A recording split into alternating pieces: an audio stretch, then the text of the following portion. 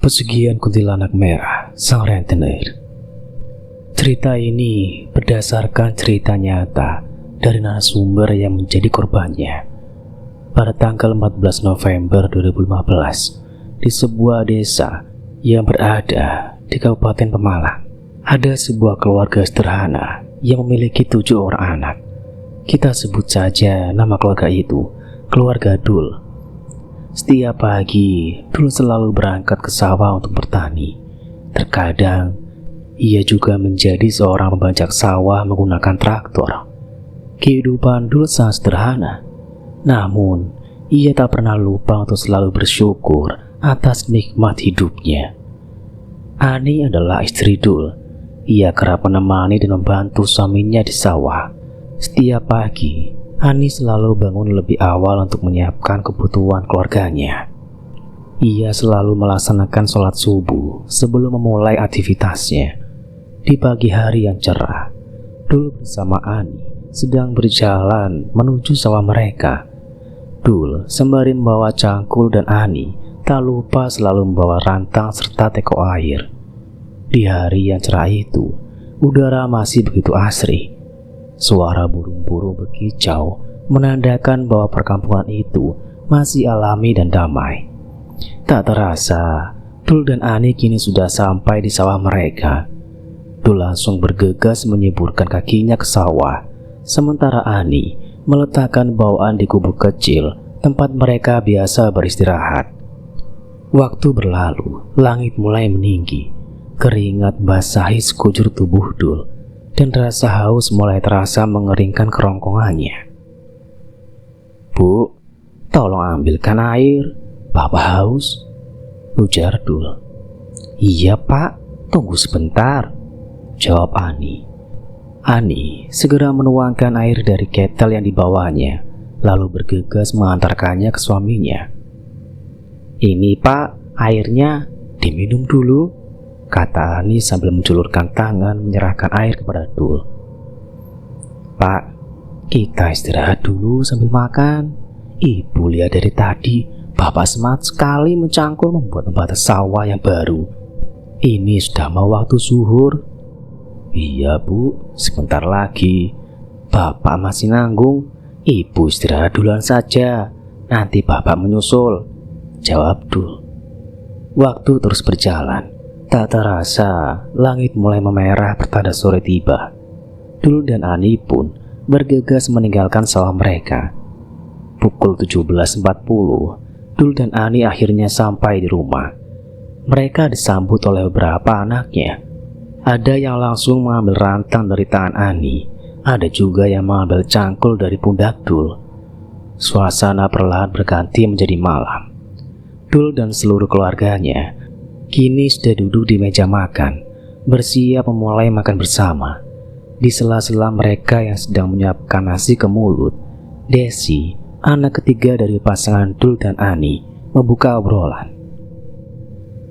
"Pak, ada yang Desi mau ngomongin," ucap Desi kepada bapaknya. "Apa? Hal apa yang kamu mau omongin, Nak?" timpal Dul. "Pak, Mas Santo sama hubungan dia dengan Desi," kata Desi sedikit malu-malu. Dul tersenyum dan menjawab, "Iya Nak, besok sore Bapak akan menemui Santo. Tolong kamu sampaikan ucapan Bapak." Mendengar itu, saudara-saudara Desi yang lain mulai menimpali dan menggoda. "Wih, ada yang mau cepat dilamar nih," seru Nia, anak kelima Dul dan Ani. Dengan malu-malu, Desi hanya bisa tersenyum sambil menunduk mendengar ejekan Nia. Ani pun ikut menimpali sambil menunjuk ke arah Desi. Sudah, lihat tuh kakakmu, wajahnya sama merah," katanya sambil tertawa kecil. Semua yang berada di ruangan itu pun ikut tertawa, mencairkan suasana. Santo, pacar dan calon suami Desi, tinggal di kabupaten yang sama, hanya saja berbeda kecamatan dari Desi. Desi dan Santo sama-sama berasal dari keluarga sederhana. Santo adalah anak seorang petani, sama seperti Desi. Pendidikan Santo hanya sampai tingkat SMA. Sehari-hari, ia bekerja sebagai sopir di sebuah usaha konveksi milik salah satu saudaranya di Beji, Kecamatan Comal, Kabupaten Pemalang. Keesokan harinya, Dul sengaja tidak pergi ke sawah. Ia memilih tinggal di rumah untuk menunggu kedatangan Santo. Jam menunjukkan pukul 16.00. Dul duduk santai di ruang tamu, menikmati secangkir kopi yang ditemani sebatang rokok kretek yang ia linting sendiri. Seruputan kopi dan kepulan asap rokok menambah nikmat sore itu. Tiba-tiba terdengar ketukan dari pintu rumah. "Assalamualaikum. Assalamualaikum." Terdengar suara dari luar. Dul yang dari tadi duduk di ruang tamu segera melangkahkan kakinya ke pintu. Dan pintu pun dibukanya. Di balik pintu berdiri Santo, masih mengucapkan salam. Santo segera menghampiri Dul dan mencium tangan calon mertuanya sebagai tanda hormat. "Selamat sore, Pak," ucap Santo sopan. "Sore, Nak. Silakan masuk," jawab Pak Dul sambil tersenyum. Santo melangkah masuk ke ruang tamu. Kini mereka duduk berhadapan di bangku panjang. Pak Dul memanggil Desi dari dalam rumah. "Nak, tolong buatkan minuman buat Santo," pinta Pak Dul. Tak lama kemudian, Desi muncul membawa nampan berisi segelas teh manis. Dengan sopan, ia meletakkan gelas itu di hadapan Santo. "Silakan, Mas, diminum tehnya," ucap Desi sambil tersenyum malu. Santo membalas senyumannya. "Iya, terima kasih," jawabnya. Dengan penuh keberanian, Santo mulai membuka pembicaraan. "Pak, kedatangan saya ke sini ingin menyampaikan niat baik. Insya Allah, saya ingin meminang putri Bapak untuk menjadi istri saya. Dalam waktu dekat, orang tua saya juga akan datang untuk melamar Desi secara resmi." Pak Dul mengangguk pelan, menatap Santo dengan penuh pertimbangan. "Kalau Desi mau, Bapak tinggal mengikuti kemauannya," jawab Dul bijak. Singkat cerita, acara lamaran pun digelar. Dua keluarga besar berkumpul di ruang tamu rumah Dul. Satu persatu, pembicaraan dibahas dengan suasana akrab, hingga akhirnya kedua belah pihak mencapai kata sepakat. Waktu, bulan, dan tanggal pernikahan pun sudah ditetapkan dan disetujui bersama. Acara lamaran berakhir dengan penuh kebahagiaan. 2 minggu menjelang hari pernikahan Desi dan Santo, Pak Dul dan Bu Ani tengah berbincang santai di kamar sebelum tidur. "Bu, sebentar lagi pernikahan Desi akan digelar. Tapi Bapak masih ada sedikit kendala soal keuangan," ucap Pak Dul perlahan. Bu Ani yang sedang merapikan selimut di tempat tidur menghentikan gerakannya. Ia menatap Pak Dul dengan senyum menenangkan. "Pak, Ibu masih punya sedikit simpanan, cuma beberapa gelang emas, dan nanti juga ada tambahan dari hasil panen padi kita," jawab Bu Ani lembut. 2 atau 3 hari lagi sawah kita panen, Pak. Mudah-mudahan cukup untuk biaya pernikahan Desi." Pak Dul mengangguk, wajahnya tampak sayup. "Mudah-mudahan aja cukup ya, Bu," gumamnya, seolah berbicara kepada dirinya sendiri. Keesokan paginya, saat Ibu Ani sedang menyapu halaman rumah, tiba-tiba seorang tetangga, Pak Parno, berlari tergesa-gesa ke arahnya. "Assalamualaikum, Bu," serunya dengan napas tersengal.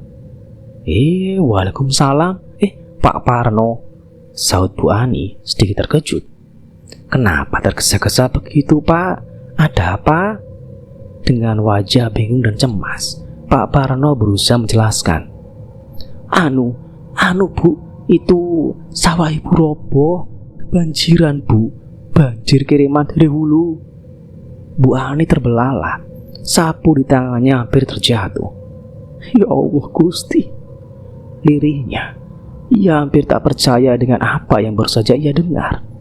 Dengan suara gemetar, Bu Ani bertanya, "Yang bener Pak, perasaan semalam di sini gak ada hujan." Sebelum Pak Parno sempat menjawab, dari arah pintu samping Pak Dul muncul sambil memanggul cangkul di bahunya. "Assalamualaikum Pak Parno, tumben pagi-pagi sudah kesini," sapa Pak Dul. "Waalaikumsalam," jawab Pak Parno, wajahnya masih serius. "Iya Pak, saya kesini mau ngabari soal sawah. Sawah kita kena banjir kiriman Pak." Mendengar itu, Pak Dul tertegun sejenak. Lalu tanpa banyak bicara, ia segera mengajak, "Kalau begitu, ayo kita ke sawah sekarang Pak." Mereka berdua pun bergegas pergi menuju sawah. Berjalan cepat di jalan tanah yang masih basah, dengan dada yang penuh kecemasan. Sampainya di sawah, Pak Dul terkejut dengan apa yang dilihatnya. Seluruh hamparan sawah itu sudah berubah menjadi lautan air. Padi-padi yang sebelumnya berdiri gagah kini roboh dan nyaris tak kelihatan lagi. Pak Dul hanya bisa mengelus dadanya. Nafasnya berat. Dengan suara lemah, seakan seluruh pengharapannya runtuh, ia berbisik pada dirinya sendiri. Beberapa warga desa pun berdatangan, berkerumun di tepi sawah. Mereka saling berbincang dengan wajah muram, melihat hasil kerja keras berbulan-bulan yang kini musnah dalam semalam. "Kayaknya sebagian besar sawah di desa kita gagal panen Pak," ucap seorang warga yang berdiri tak jauh dari Pak Dul. "Iya, kayaknya kita semua sama nasibnya," timpal warga lainnya. Pak Dul hanya diam, pandangannya kosong ke arah sawah yang tenggelam. Banjir kiriman itu telah menghancurkan harapannya untuk membiayai pernikahan Desi. Sore hari, Pak Dul duduk termenung di teras rumahnya. Ia memandangi langit jingga yang perlahan berubah gelap. Bu Ani datang menghampiri sambil membawa secangkir kopi hitam kesukaan Pak Dul. "Ini Pak, kopi," kata Bu Ani menyerahkan cangkir itu. "Iya Bu, makasih," jawab Pak Dul pelan. "Ayo Bu, duduk sebentar," ajak Pak Dul. Bu Ani langsung duduk di sampingnya. Pak Dul menghela nafas panjang sebelum berbicara. "Bu, kita mesti cari kemana lagi yo buat nambah biaya resepsi Desi," ucapnya lirih. Bu Ani berpikir sejenak, lalu berkata, "Dengar-dengar Pak, di desa sebelah ada orang yang suka minjemin duit. Ibu dengar dari tetangga, katanya bunganya juga nggak terlalu besar. Bahkan Bu Sulastri, tetangga kita, katanya minjem di sana." Pak Dul mengangguk perlahan, lalu menimpali, "Bapak takut Bu, nanti malah jadi omongan tetangga. Kita kan hidup di desa Bu, apa-apa gampang nyebar. Tapi nanti Bapak pikir-pikir dulu deh," lanjutnya sambil menyeruput kopi. Malam pun tiba. Di sela waktu menjelang tidur, Pak Dul dan Bu Ani kembali berbincang. "Gimana Pak soal omongan Ibu tadi pagi? Apa Bapak sudah pikirkan?" tanya Bu Ani. Pak Dul diam cukup lama. Kebingungan membayang di wajahnya. Akhirnya ia berkata pelan, "Kita coba saja Bu, pinjam ke desa sebelah. Siapa tahu benar seperti yang Ibu dengar." "Ya sudah, nanti pagi Ibu tanya ke Bu Sulastri ya Pak," sahut Bu Ani. Pagi berganti. Sekitar jam 10 pagi, Bu Ani berjalan menuju rumah Bu Sulastri. Ia mengetuk pintu beberapa kali. "Assalamualaikum, Bu Sulastri. Assalamualaikum." Tak lama, terdengar suara dari dalam rumah. "Waalaikumsalam," sahut Bu Sulastri sambil perlahan membuka pintu. "Bu Ani, masuk Bu," sambut Bu Sulastri ramah. Bu Ani melangkah masuk, menolak tawaran minuman yang diberikan. "Gak usah repot-repot, Bu," katanya sambil tersenyum kecil. "Saya kesini sebentar saja. Mau nanya soal orang yang minjemin duit di desa sebelah. Kata tetangga, ibu pernah minjem ke sana yo." "Oh, Ibu Rukaya toh?" jawab Bu Sulastri.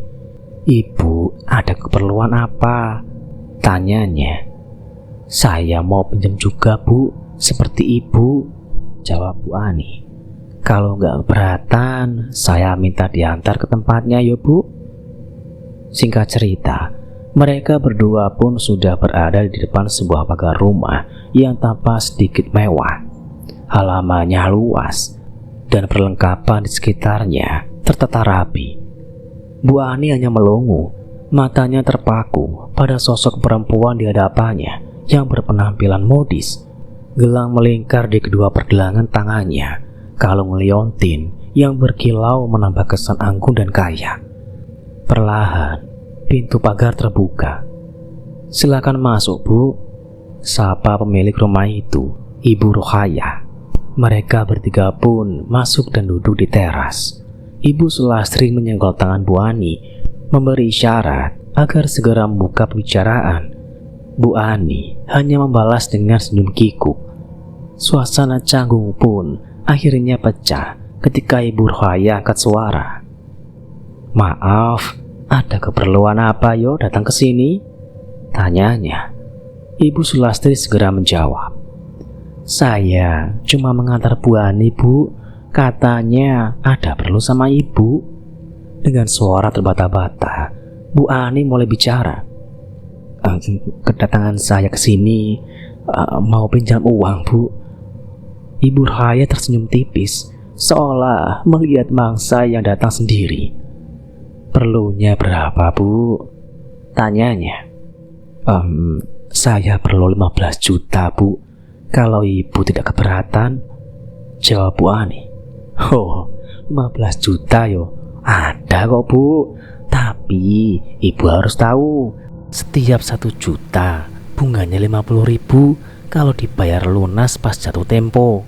Tapi kalau bayarnya dicicil 1 juta per bulan, bunganya 150.000 per juta," jelas Ibu Rukaya.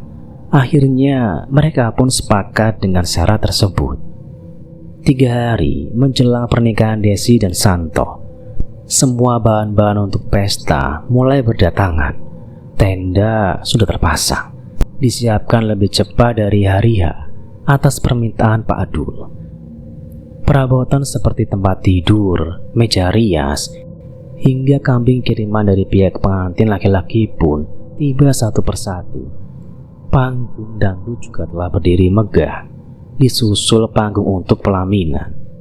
Pak Adul hanya tersenyum melihat semua itu, berusaha menepis kegelisahan yang menggantung di hatinya. Meski dalam lubuk hati terdalam, ia cemas memikirkan cara membayar cicilan bulanan nanti. Ia tetap rela tersenyum demi kebahagiaan anaknya. Baginya, pesta ini tak harus mewah, cukup layak dan tidak mengecewakan. Sebab di desa, gengsi terkadang lebih penting daripada kebutuhan. Yang penting, anaknya tidak menjadi bahan olok-olokan tetangga. Itulah tekad Pak Adul. Kini, acara pernikahan Desi dan Santo pun digelar. Pesta yang sederhana, namun sedikit mewah itu memberikan kesan tersendiri bagi keluarga Pak Adul. Satu persatu, tamu mulai berdatangan, silih berganti mengisi bangku-bangku kosong. Di sisi kanan pelaminan berdiri Pak Adul dan Bu Ani. Busana yang dikenakan Pak Adul tampak begitu elegan. Batik coklat membalut tubuhnya, dipadukan dengan celana bahan berwarna senada.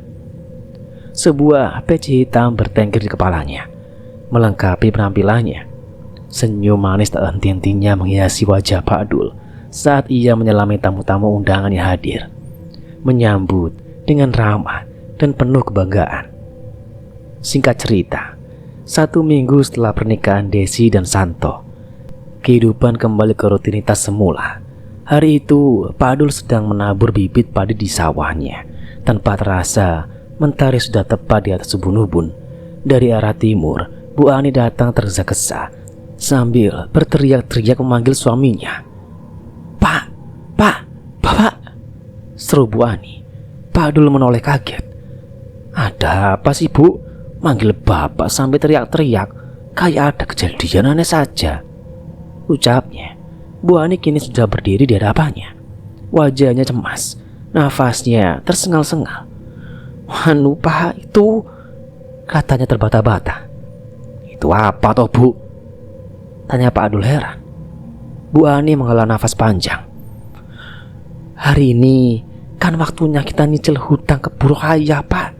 Bapak gak lupa kan? Pak Adul menepuk dahinya. Astagfirullah, Bapak lupa Ibu. Gak kerasa udah sebulan, tapi duitnya belum ada semua Bu. Baru terkumpul setengah. Gimana ya Bu? Mendengar itu, Bu Ani hanya bisa menghela nafas berat. Tanpa banyak bicara, ia mengajak suaminya pulang. Dalam perjalanan pulang, suasana terasa berat. Tak ada percakapan. Yang terdengar hanya langkah kaki mereka di jalanan berbatu dan desir angin yang menerpa pepohonan di sepanjang jalan. Sampainya di halaman rumah, Pak Adul dan Bu Ani sontak terkejut, seolah melihat hantu di depan mata. Mereka terpaku tak percaya dengan apa yang mereka lihat. Dan cerita pun bersambung. Nantikan kelanjutan ceritanya. Mal pamit. See you the next video.